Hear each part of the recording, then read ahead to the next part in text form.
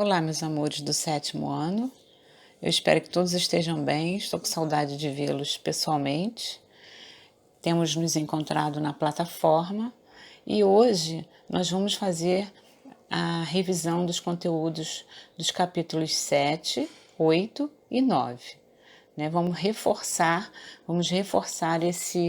esses capítulos para ver se vocês entendem melhor, ok? O capítulo 7, ele fala sobre o verbo ser, Como empregar o verbo ser. O verbo ser, ele é um verbo de ligação, e então ele não tem conteúdo significativo. Ele é um verbo que indica estado, Eu sou, tu és, ele é, nós somos, vós sois, eles são. Esse é o presente do indicativo. Então, nesse primeiro exercício aí, vocês vão completar com o verbo ser, A primeira, nossa paixão. Se está no plural, nossos filhos, que vai concordar, o verbo tem que estar também no plural. Então, nossos filhos, nossa paixão, são nossos filhos.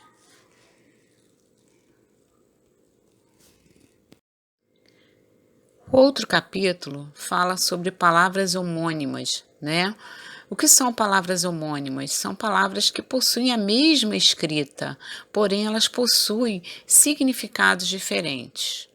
E essas palavras homônimas, elas podem aparecer como substantivo, como verbo, como preposição, Pertence a algumas classes gramaticais. Então, nesse exercício aí, vocês vão verificar que existem frases que têm a mesma palavra, numa letra, e na outra alternativa, a mesma palavra, mas com outro significado.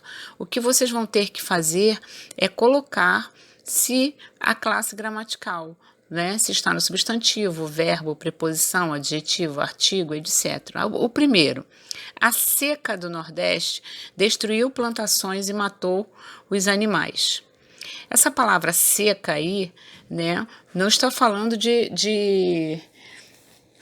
do verbo, não está sendo conjugada, ela tem um artigo definido antes. Então, se ela tem um artigo definido antes, ela é um substantivo, Porque quando nós usamos um artigo antes de uma palavra, nós estamos substantivando-o.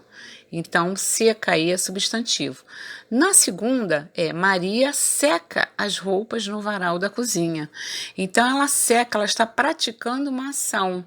Se ela está praticando uma ação, é do verbo secar. Então, a classe gramatical é verbo. O outro exercício fala sobre a classificação dos verbos quanto à sua predicação. Vocês sabem que dependendo do verbo, ele vai exigir complemento ou não. Quando o verbo é um verbo que ele sozinho, ele diz tudo, ele não necessita de complemento, ele é um verbo intransitivo. Quando na oração existe um verbo que fica faltando algo se eu não colocar o seu complemento, então ele é um verbo transitivo. Esse verbo transitivo ele pode ser direto ou indireto. Por quê? Transitivo direto é quando o seu complemento ele não tem preposição.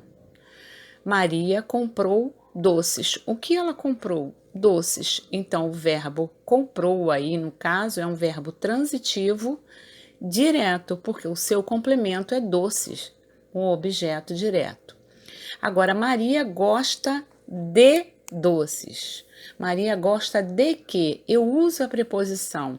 Então, ele é um verbo que necessita de complemento, mas com preposição. Então, gosta, aí no caso, é um verbo transitivo indireto. Porque seu complemento de doces veio com preposição, que é um objeto indireto. Então, esse é um verbo transitivo indireto. Na letra A, tem o exemplo, o atleta surge radiante. Esse verbo surgir aí é como se ele tivesse aparecido. O atleta, ele apareceu. Então, esse verbo ele não necessita de complemento, apesar de ter né? Um complemento aí, mas ele não existe, não exige. Então, por isso ele é chamado de verbo intransitivo. Espero que vocês tenham entendido, façam os exercícios no caderno, coloquem as respostas, depois tirem fotos, né? E envie na plataforma, ok? Beijos, fiquem com Deus.